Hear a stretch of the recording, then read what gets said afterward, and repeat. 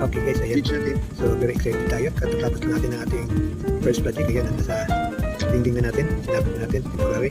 So ito, ipipuin pa natin yan para maging elegante yung pagkahanod. So sinapit na natin yan kasi nilagyan yan ng may tawag doon yung cover or yung ano tawag para mas lalong matuyo. Nilagyan ng glue para mas lalong didikit. So kaya nakasabit na dyan para matuyo. So ngayon medyo nag-board tayo. Nandiyan na sa YouTube natin ang ating video tutorial ng ating first project. So ngayon ay itong exist ng mga gamit na natin. Itong dito. Ayan. So, exist na yan siya. So, mga sobra na feeds na ating ginamit sa ating first project ay atin na ngayong i-preserve o ating itatago para itong box na ito magamit naman natin sa ating next project. So iba tayo na top kaya ito muna natin pag-abala na yun, ilalagay natin ito sa archive ba tawag doon or i-preserve natin siya. Okay guys, so sabihin samahan ako para itong i-keep para gamit pa rin natin kasi nung postage tayo sa isang bag na yung ating ipon ng mga sinulid. Ito naman dito naman tayo sa diamond painting. So ito naman beads yung ating ipunin na i-preserve kasi pag in case na maubusan ka or maubusan ka ng stock or kulang yung beads mo ay makuha ka doon kasi mas bumili ka ng beads or bumili ka ng diamond painting ay nakapackage na yun lahat yung gamit niya yung beads may more than 30% na sobra kaya nag-exist na hindi talaga masusurt yung materials na ating kukuha. So kaya tara itong ilalagay sa mag-preserve natin. Okay, yan, let's go. So okay guys, ito yung sobra ng ating beads na ng ating first project. Ayan. So halos puno to lahat. Ito na lang naging sobra. So itong mga wala ng label, wala na yung laman. Kaya itong may mga label meron pa. So atin itong iipunin para magamit naman natin itong ating box sa susunod nating project kasi may nag-aantay na next project natin and ready na tayong pattern or canvas na paglalagyan at saka habang na yung mga materials. So sayang yung oras na hindi natin nasimulan kaya atin na itong i-preserve. Bumili tayo ng zip bag para dito natin ilalagay yan. So tanggalin na natin to muna.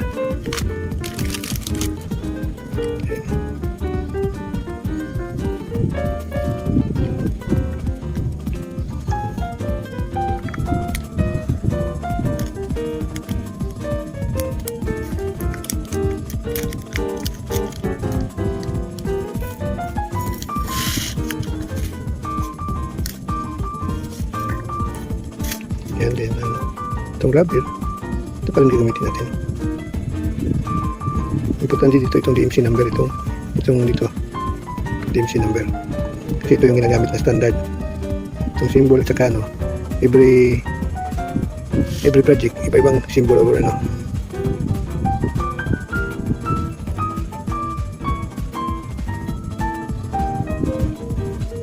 ada madikit.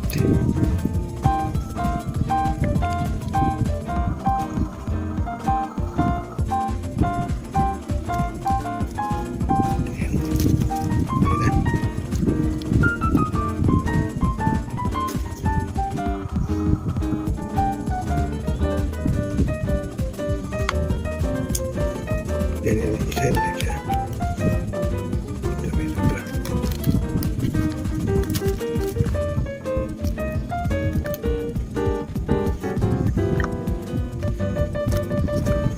Okay.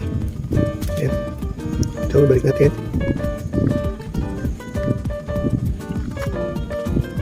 So, next.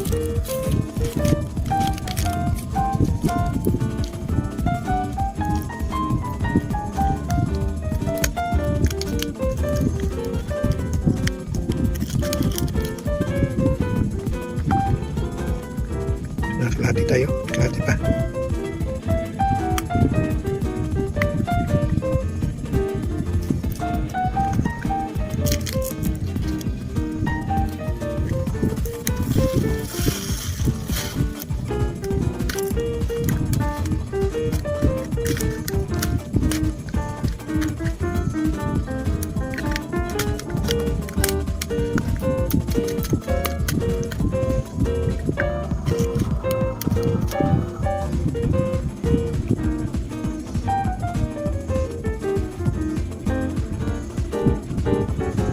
Recycle natin yung gamit para hindi naman tayo masyadong magastos.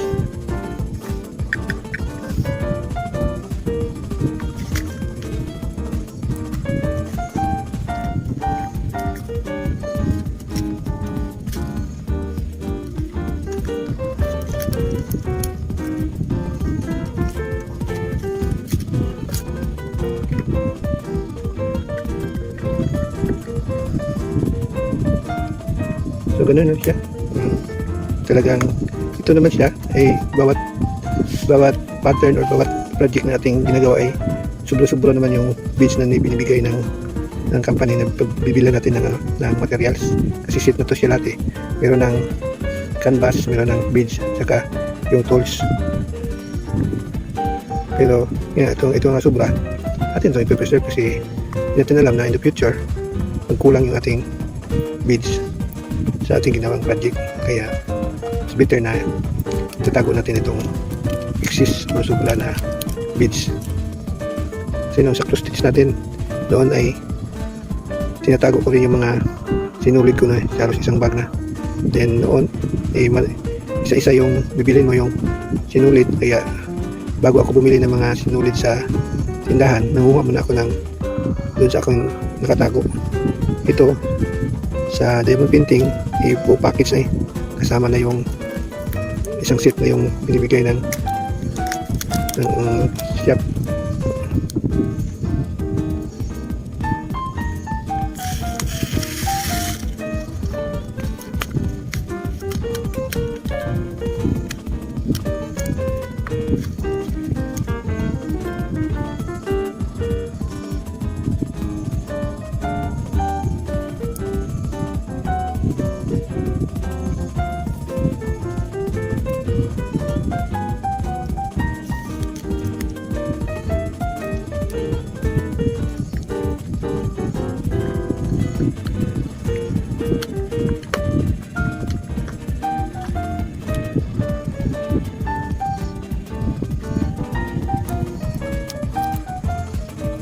Sobra-sobra yung binigay.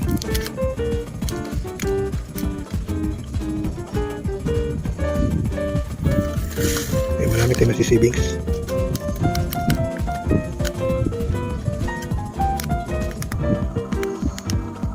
$317.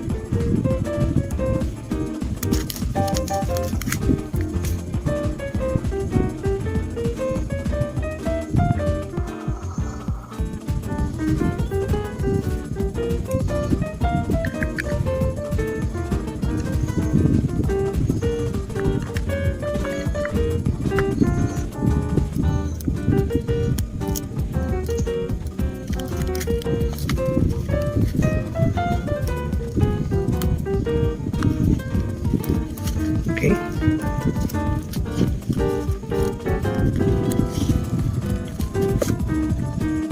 Malpo na tayo.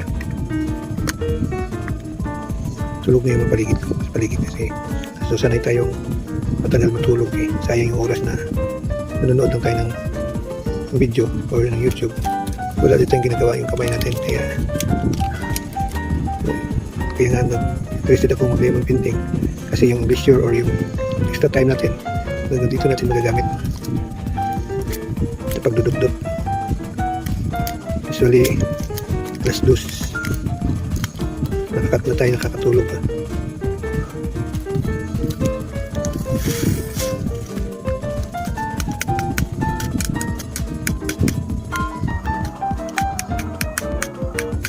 Lumiligid.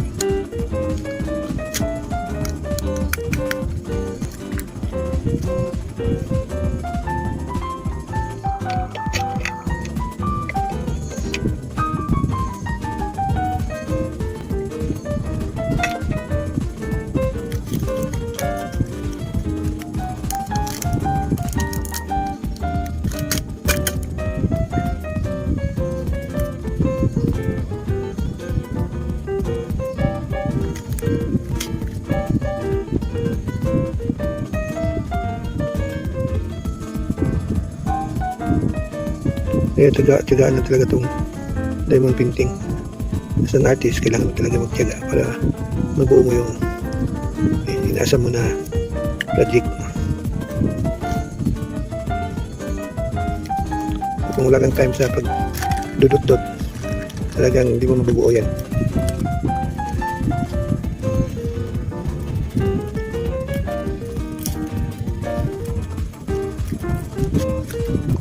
Okay, so marami pa tayo.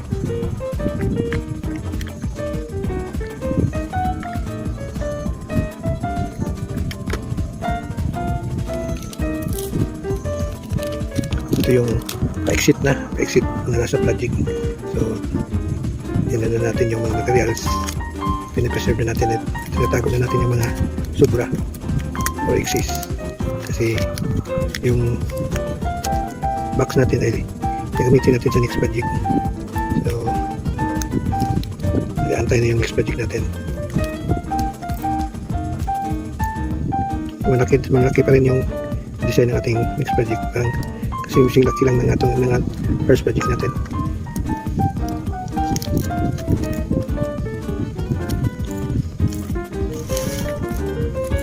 Kung gusto nyo magpagawa nito, ayan, tumatanggap tayo ng project na yan.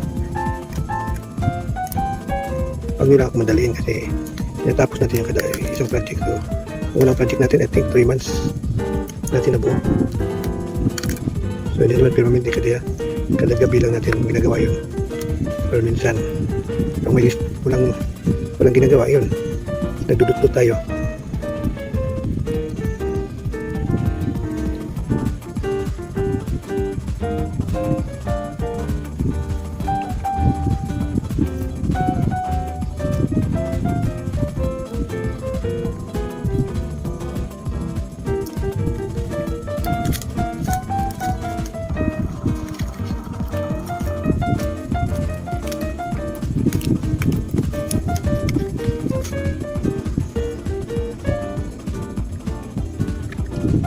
Okay, so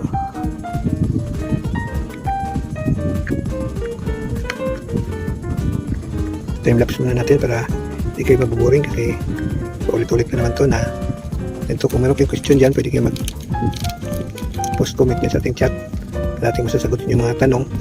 Same time, tuturo ko sa inyo kung paano, kung may mga tanong kayo dyan ay ating may share paano tayo yung ating nalalaman. First project ko lang naman to, pero halos lahat ng video sa YouTube ay pinapanood natin, pati yung mga nire-recommend nila binibili natin. Halos kumpleto na rin yung mga gamit natin. So usually kahit di mo bibilhin, mayroon namang tools na kasama itong kit nito na mabubuo mo na yung project na yun kahit di ka pa mag-invest na mga tools niya. So sa atin, kasi seryoso tayo ating ginagawa, kaya meron tayong maraming tools. Bawat tayo ng electric na may babacuum na lang, hindi na natin kailangan ng wax.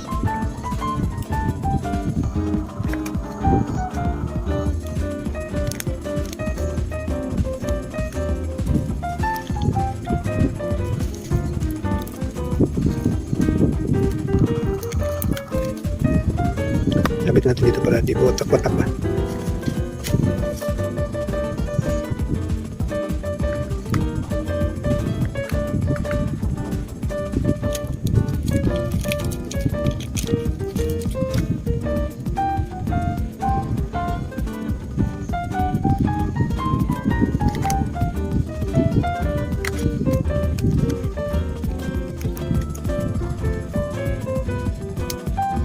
Guys, so sige, ating time-lapse na itong ating kuha para hindi kayo mag-boring dyan sa kapapanood.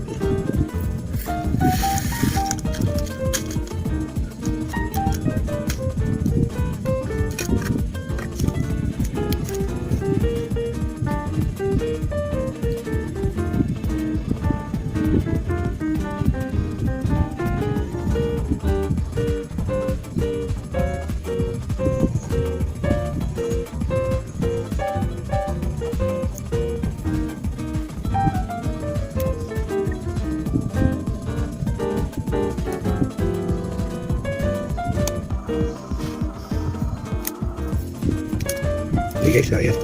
Time-lapse na natin para mabilis yung trabaho.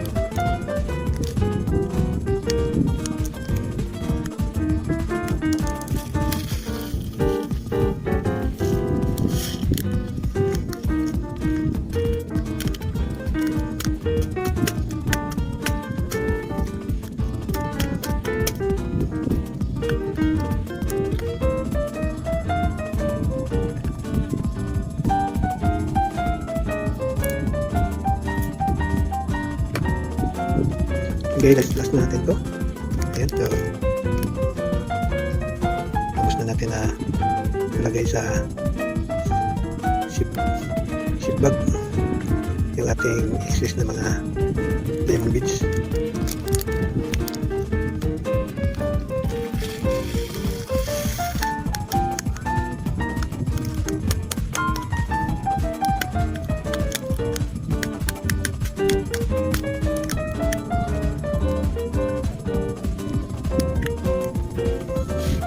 Okay.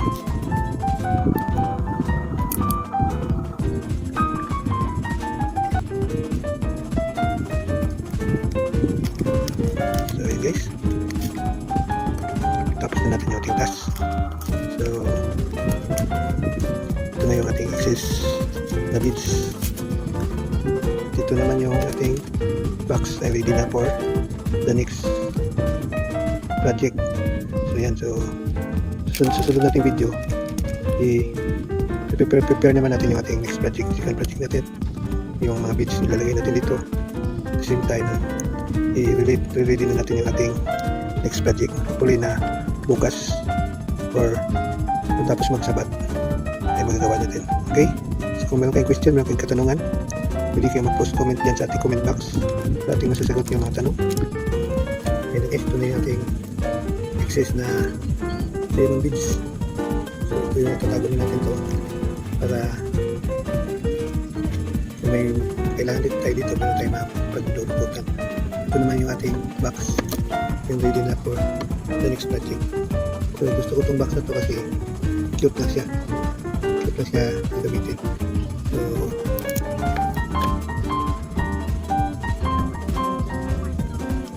ito na guys yung ating next project. Yan, so abangan natin yung sa susunod video natin itong unbox at i-prepare.